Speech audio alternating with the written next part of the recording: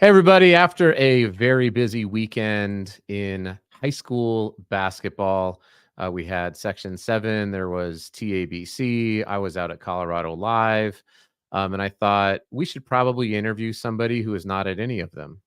And so that's going to be great. But someone who I've met out at the Puma circuits, Derek Murray, is one of the most connected people.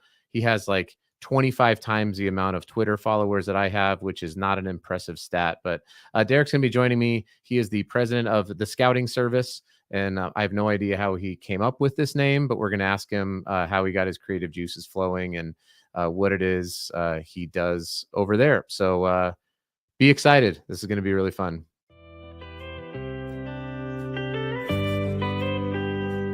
This is the Utah High School Hoops Podcast, your source for sometimes informative, but always entertaining coverage of the Utah High School hoop scene. With your host, Adam Peak.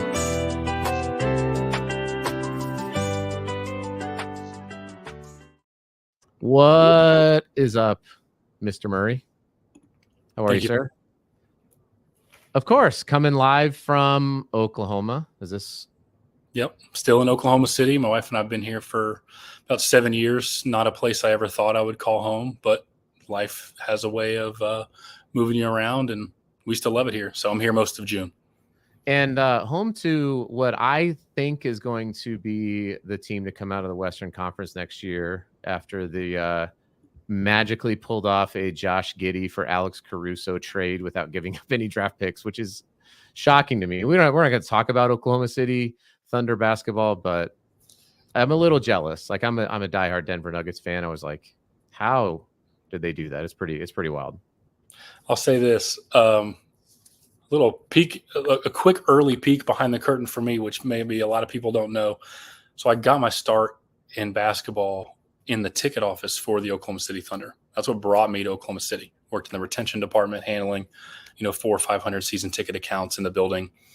And my phone really, really started blowing up the other day after the Caruso trade, because when he was on the G League team here, he was on the blue. There was an action shot of him, like literally just mid layup in transition, mid layup, a foot and a half off the ground, like just the ultimate basic play. And I had that picture plastered all over my desk, like multiple times. People were just like, "What are you doing?" I'm like, "I'm telling you right now, when Caruso plays on this team, they're going to win a title." This was years ago. And I'm not going to say I got crap for it, because it was just more funny. People were just like, "You're ridiculous." Yeah. When that trade happened, dude, there were people texting me I haven't heard from in 5 or 6 years. They're like, "Bro, it's happening. Like, it's happening. Caruso's coming back." I'm like, "I'm telling y'all, I knew back then when Mr. Fundamental comes back and plays up instead of on the G League team on the Thunder, they're going to win." So I feel pretty good right now. Man, I didn't even know that was an actual story. So you were early on the Alex Caruso train, is what it sounds like. Look, anybody that's 6'4" and above average athlete, underrated his whole life and knows how to play the game at a high level, like, you got to have 2 or 3 of those to win. So I've always been a fan of his. So what got you? I mean, obviously getting to Oklahoma City was the ticket office, but what kind of like, this is clearly a love for basketball, not just like, oh, I like to play it or I like to argue. Like you were, and I was telling you before the kind of we started recording here, we met at 8:00 in the morning in the corner gym in Fort Collins, Colorado, at a 16U game with the team from Utah. Mm-hmm. And I think you even said that to somebody. You were like, "Yeah, that's what I'm doing." And that's crazy. I mean, it's not crazy, but it was like, whoa, like you are really, really about this. So it's not just I like the game and I like to talk about it, like I feel, but you are like in it. I mean, so what is it about this game that really has driven you to that? Yeah, man, handful of different angles I can answer this one. I'll try to hit them all. One, my business partner, his name is PD, lives in New York. We have to split the entire country ourselves, so it requires a lot of work. Like, a lot of people who do what we do it at an incredibly high level, but they do it regionally. And again, that's why some of them dominate their regions. Atlanta, the DMV, LA, Chicago, whatever. we are just kind of crazy and want to do the whole country. We want to know everybody everywhere if you're good. And that requires going to small gyms in small cities and not sleeping and making sure you're at the 8 a.m. game and you're there for the 9:45 p.m. game if that requires it. On the other hand, basketball to me personally has always felt like a calling, which some people understand, some people don't. That's perfectly fine. I'm happy to walk anybody through it, whoever, but I take it very seriously. I'm here because I feel like I'm supposed to be, and a lot of my success and opportunities have come because people who were very powerful helped me when on paper they didn't have to. So I remember from years ago, being at G League games or college games and, scout this person or executive this person investing in me. And I just, even now, alarm goes off 7:15 in Wichita or Fort Collins. And it's like, I'm not going to spit in that guy's face from 7 years ago and miss an 8 a.m. game and miss something. I'm just not going to do that. I don't leave basketball on the table. So if I'm in town, I'm at the first and the last game. Obviously, with having our first kid last year, I've had to balance a little bit of travel, coming in sooner, leaving, or coming in later, leaving sooner, all that good stuff. But yeah, if there's basketball to be played, you'll find us there.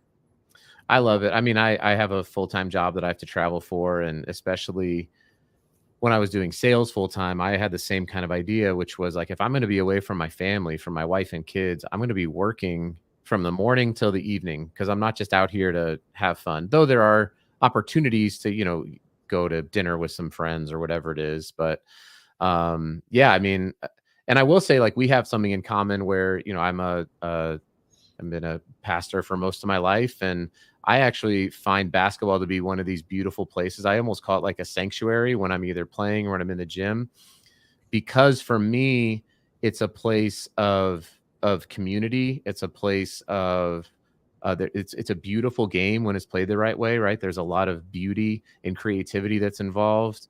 And, Dr. James Naismith, when he invented the game, the sole purpose was to bring people together for the glory of God. And so from my perspective, I'm like, I find a lot of like spiritual connection to basketball for me. I really do. For me, a vacation is like the middle of July, sitting at UNLV watching pretty bad summer league games all day long. That's like my vacation. I love it. That's what I do to just like relax, is go sweat in 115 degrees. I was about to say covered in sweat. Yep. So bad. But most people want to go to like Hawaii, and I'm like, I want to go to summer league for the NBA is a weird thing. So I don't know. Maybe we're just built different. Is that what the kids say these days? Yeah, we can say that. I'm okay with using that. Okay. I'm not allowed to use the Gen Z words or else my son gets mad. So I won't. I will refrain from making fun of all the Gen Zers. And so, okay, so you get into recruiting. You're everywhere. You're in all these gyms. We have my sister is somebody that we both know and we have in common.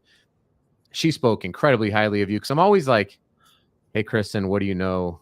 Like, who is this person? And when she's like, he's the best, I'm like, okay, cool. That's all I need to know, right? Because sometimes she's like, he's the worst. And I'm like, okay, I won't talk to him anymore because I don't have time to vet this stuff out. But she's always telling me that there are people who are in the gym and there's people who talk about the stuff that is written by the people who are in the gym. And we're not going to put anybody on blast, but she was like, Derek is someone who's just always in the gym. And I thought that was really admirable. So, because you got to be there to see the players, to meet with the coaches, and it's a grind. Yeah. And a lot of times, whether we like it or not, getting respect in this space comes from being in the gym. When I was still with the Thunder in the business office, I started kind of doing some quiet work for a couple of consultants in the business. They basically said, hey, you just got to travel. Like, you got to get in the gym. Like, your word won't mean anything. Your opinion won't mean anything. And that is not an indictment on you, your work ethic. But if you're not in the gym, it don't matter. It's just a reality of it. So my now wife and I, she was 2 years behind me in college. She was finishing up school. So we did 16 hours of long distance for 2.5 years, dating and then engaged leading up to the wedding. Like, how we made that, not sure, because I don't communicate the best. It was incredibly difficult. What I'll say is blessing in disguise 2 ways. One, when I go on a 4-day work trip now, she's a rock star. Like, it's obviously more difficult with the baby. and we have another one coming in October. So she's big and pregnant right now, and it's a whole thing. So I hear about it a little bit. But Just as someone who's had 5 kids, big is the wrong adjective to use. Just the as good thing is Catherine's not going to hear this podcast. So okay, good. And yeah. Listen, showing and glowing. Yes. She's that's well, first of all, congratulations. That's great. Thank you. But yeah, so I took 2 years while she was finishing up school, and I would take a large part of the salary I made and I would travel on it. And I took it as a real investment. I'm going to travel. I'm going to stay. You know, buddies in college who moved all over the country. The amount of couches I slept on those first couple of years was crazy. The 6 a.m. flight, the 11 p.m. flight. And over time, in that first 18, 24 months, college scouts, high school coaches, AE coaches, NBA executives started noticing, like, I run into this dude everywhere. And that's kind of when the snowball really, really started. It probably took 2 years before real people started taking me any kind of serious. Again, which is fine. I'm grateful for that. That may sound like a long time because people don't want to play the long game. But I mentally knew at the very beginning, I'm not in this because I, quote, want to or love it. Like, I feel like I'm supposed to be here. Everybody else is going to quit before me. I was like, that's the only thing I can tell you. Everybody else is going to quit before I do. So it was a long game right off the bat. But yeah, getting in the gym is what really, really started to help me and build those relationships, just getting on the road heavy. And how long have you been doing this with Scouting Service? So underneath this name, my business partner, probably just 2 years. So we've done it a couple different things. I was with Sports Info Solutions, which was an analytics company a couple years ago. Cerebro Sports is a company that specializes in high school statistics and a database from around the world that he and I do some work for. Partnerships with other circuits. Like, we've had our hands in different levels of high school basketball over the years, but just the two of us, this specific brand and entity, if you will, maybe like 2 years. Okay. That's awesome. Yeah. Well, I have an idea. So, cause I always forget to cut to the sponsors cause I'm a bad podcast host, but here's what we're going to do. So we're going to hear a quick ad from, my friends over at Ruvi, and then we're going to come back and I want to ask you some questions cause this is about Utah high school basketball. You were at a Puma Next 16U Utah game at 8 a.m. And so clearly you're about the grind. So if you got some players that you think are either, under recruited or whatever it is, I don't want to talk about rankings because I don't really understand those things, but just we can talk about a few players or even some programs that you like, that you've enjoyed following over the years, and we can give some people some shout outs that sound fun and exciting. Yeah, works for me. All right, cool. We'll be right back. How the heck are you supposed to eat 5 servings of fruits and vegetables a day? And as a mom, I think I figured it out. Ruvi. Ruvi is the only way. Open, pour, shake, drink. My kids love Ruvi because it tastes so good. And when in your life are you going to get this many fruits and vegetables in just one serving? Like I get to eat my McKee berries. Trust me on this one. Try it once and you will not regret it. Your kids won't even complain that they have to drink it. It's that good. And you won't regret going to goruvi.com and using code Adam15 to get 15% off your purchase. That's goruvi, GORUVI.com, and use code Adam15 for 15% off your purchase. Also want to give a quick shout out to my friends over at verbalcommits.com. Verbal Commits is a great place to get access to just player movement. It's run by a good friend of mine, Brandon Goebel, who also runs the JUCO Advocate page. If you go to verbalcommits.com, use promo code Utah, you can get 10% off your Player Plus profile. All right, Derek, we're back here on the Utah High School Hoops podcast. So let's talk about some players, either current players who are maybe going to school that you're just like, man, these guys just didn't get either were under recruited or didn't quite get the love that you thought that maybe who's the Alex Caruso's of Utah high school recruiting that you're like, I'm going to be right about this person. Yeah. So someone we talked about before we started recording, I had JJ's name written down. Yeah. I think he's a player that has gotten exponentially better over the last year or two. Talking about JJ Apathchang, by the way. Yes. Apologize to the listeners. Yeah. Can really. We also have JJ Mandequit here, who is a obviously a pretty high That is level. true. Another great player. Yeah. Which that team is going to be incredibly good this year, by the way. Utah Prep is going to be ridiculous. I've heard. But yeah, Path Chang, again, exponentially better the last year or two. Not only is he just toolsy anymore, he's actually, the game is slowing down. I think that's the biggest thing for him is now it's not just I have the tools, feel a little bit rushed with the decision making. The game is slowing down, and that's what I love to see. So I'll shout out some maybe underrated, under recruited youngsters that I've seen probably around the country the last, let's say, couple months, because I don't really do with our service. We don't do much public work. It's very very quiet to kind of the schools directly, which is what they pay us for. So okay, got it. Not often do I get to jump on a podcast or do any kind of public writing or anything and shout out some dudes. Yeah. JJ, Kobe Freeman, 2025 from Oklahoma City, or he's in Tulsa now, excuse me, switch schools, think he's awesome. Elias Obenya is a kid from California, Ivy level grades, plays the right way. Another 2026, I would just be all over. RJ Young is a kid from Little Rock, Arkansas, who he just picked up offers from St. Bonaventure and Ohio. I think Woj got to be stoked. Anytime is going to St. Bonnie's, it's just like Woj is all over him. Yeah, and I think this kid is like, it's one of those where I don't even know if the people who see him every day know how good he is. It's one of those where I can walk in, and that happens all the time. That is not a knock on anybody around him, because it happens everywhere in the country, but it's familiarity. You see a kid every day. It's, he's getting a little better. But when I don't see him for 3 months at a time, I come back and it's, oh no, there are real strides being made here. Yeah. And I think that all of these kids have a chance to be in the same realm as, throw out of Utah, in my mind, a legend here, Dutch Dowdell, a Under Armour playing, Utah basketball, flame throwing. I don't know how people in the country missed it. He ended up at Harvard, right? And that's where he went. Yep. I mean, I thought Dutch was so good. Again, why I have seen so much Dutch Dowdell basketball from Oklahoma City is a testament to how big of a sicko we probably are at this thing. But I just always thought that kid was awesome. Another one I wrote down, I thought Brody Kozlowski was a top 50 kid in America.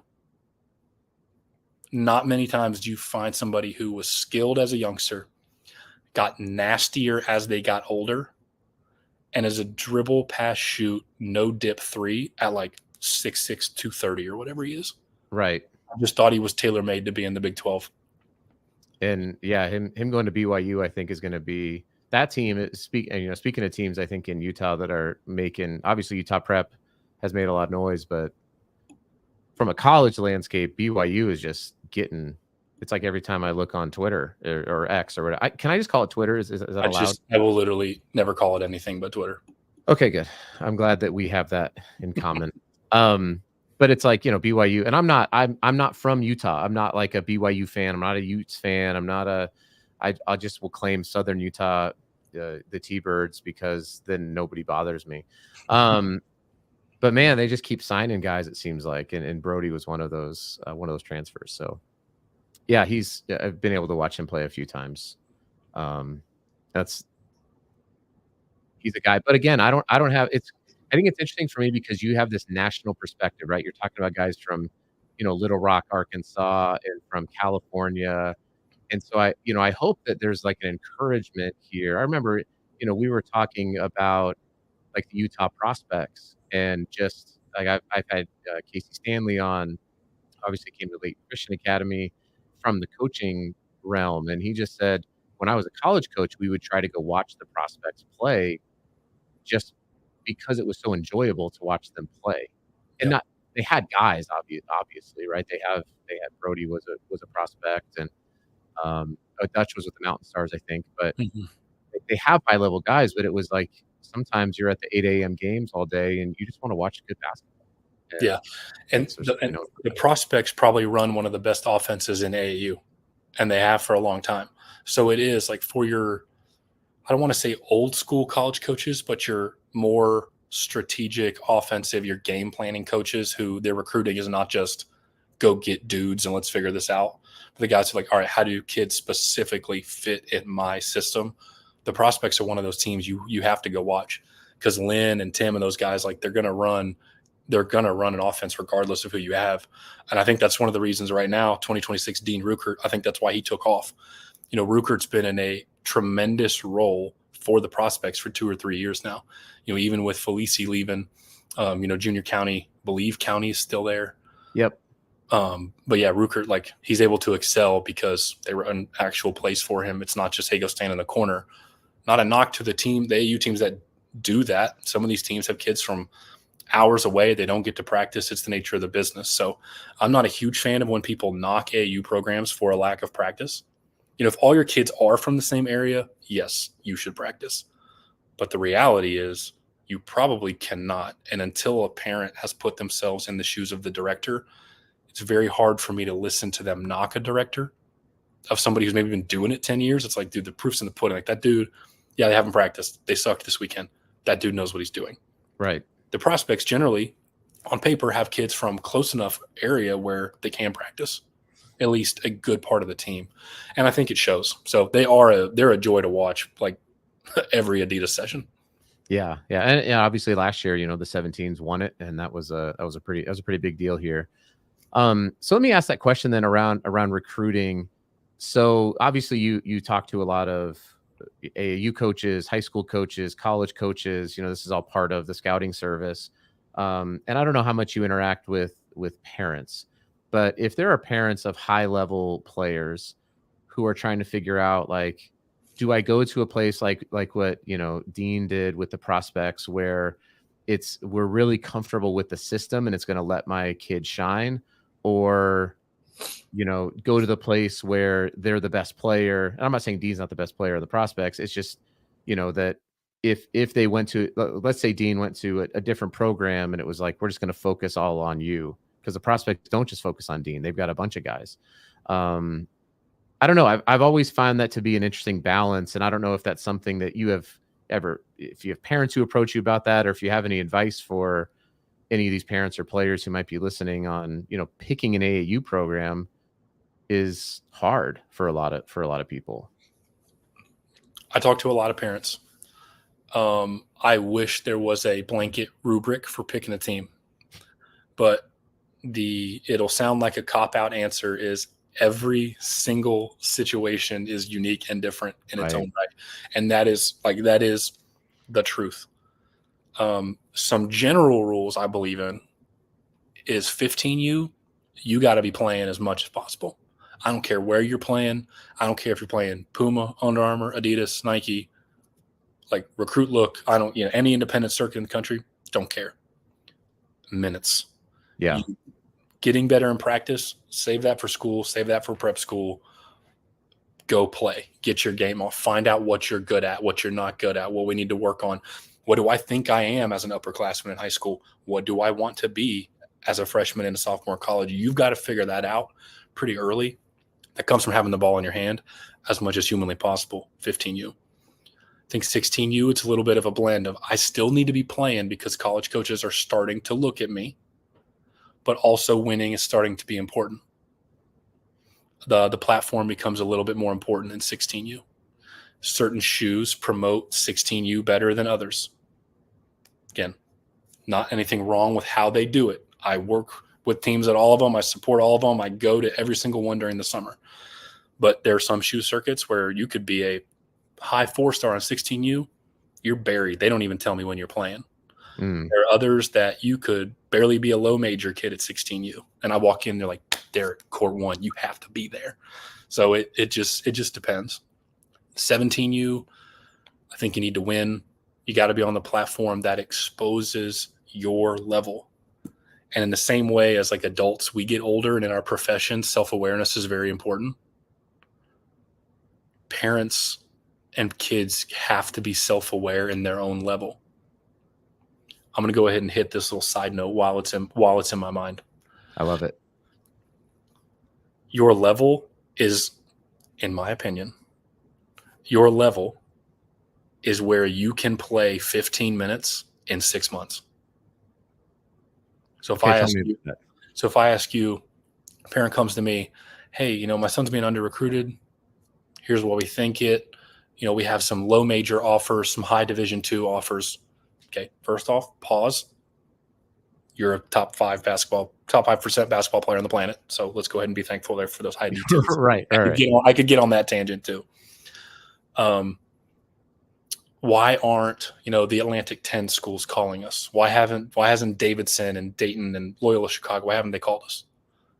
Well, based on the way the portal is working right now, and everybody wants to get older, and you have to win now, and job security is shortening, could you give them 15 good minutes in 6 months at the A10 level? No. Then you are not an A10 level player. And that is not saying your kid sucks. That is, at this moment, in this cycle, in this recruiting window, you are not that level player. So I think there has to be some realization, rationalization, whatever people want to use, whatever coming back down to earth and self-awareness, whatever that looks like for a parent, that has to be there. Some of that, you need advice from people around you. Yes. I don't claim to have all the answers. Find people in your metro that are good at this and use them and talk to them.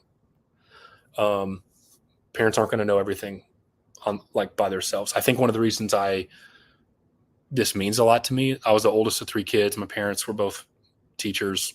They didn't know anything about recruiting. I knew nothing. Small town Tennessee, knew nothing about nobody.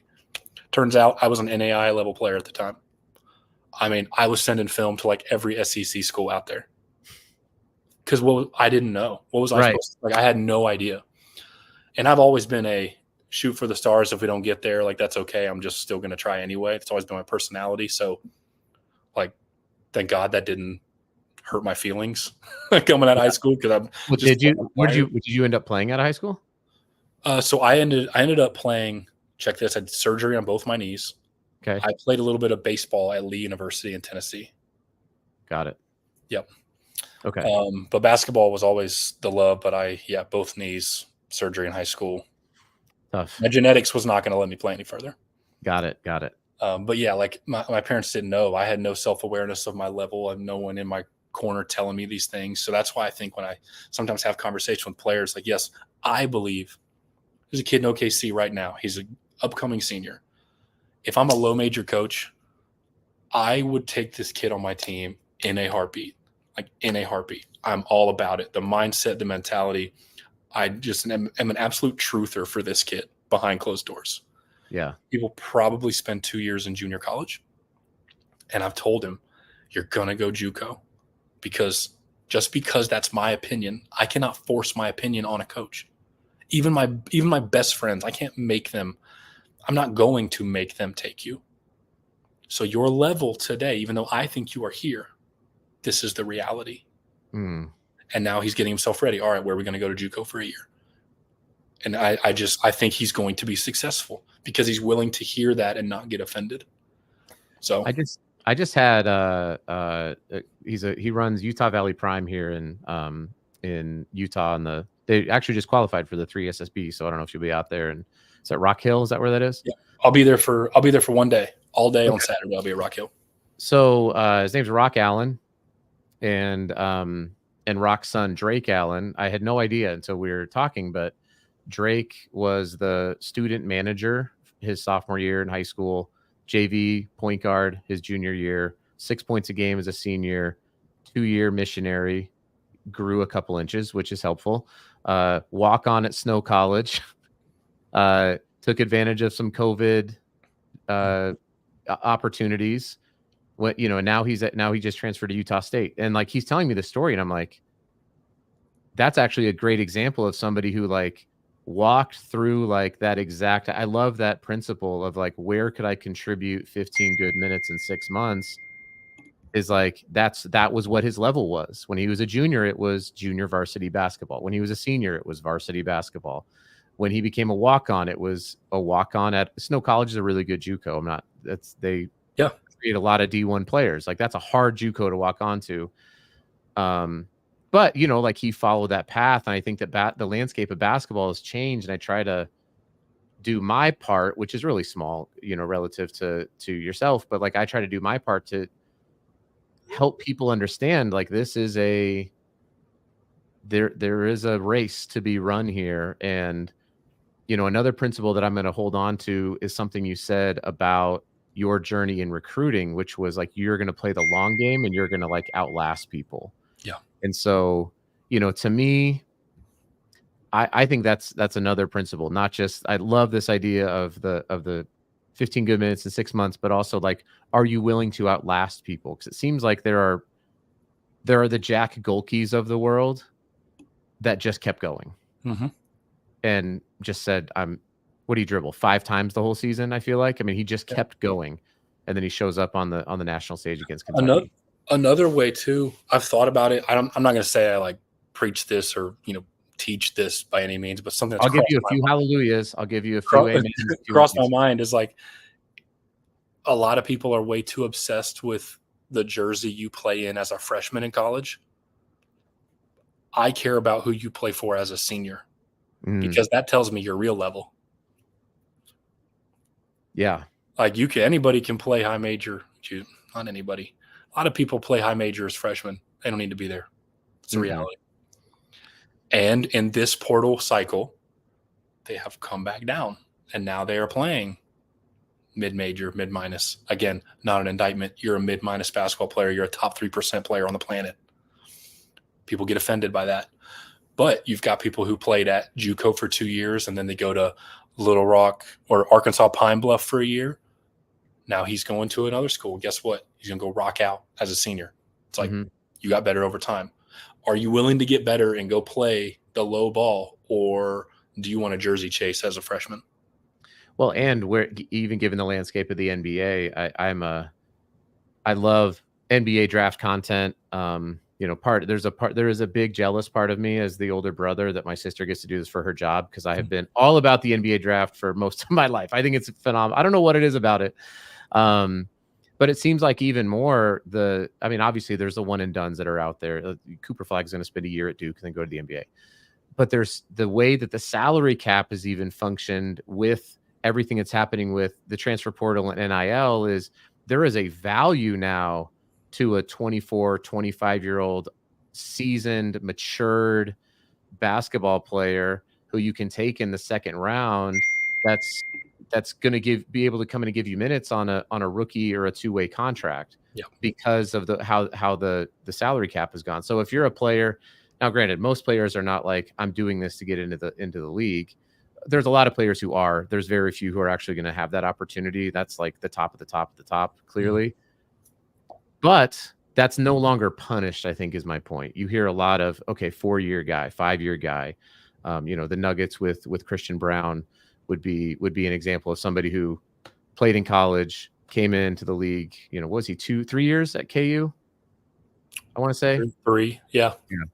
Like these are the players that are walking right in and playing right away, and then they're getting to their second contract, which is really where the real money is in the NBA. So, exactly. In the draft, I don't care where you get picked. I care what your second contract looks like. That will judge the success rate of what you did. Yep. That was actually, I picked that up from an interview with, I think we talked about Buzz Williams because I got to spend some time with him when I was at Colorado State. He was an assistant there. And I heard an interview with Buzz, and he said when he recruits players and he'll ask them, that's on a podcast, what's your goal? He's like, I like the players who say like they have a plan to get to their second NBA contract.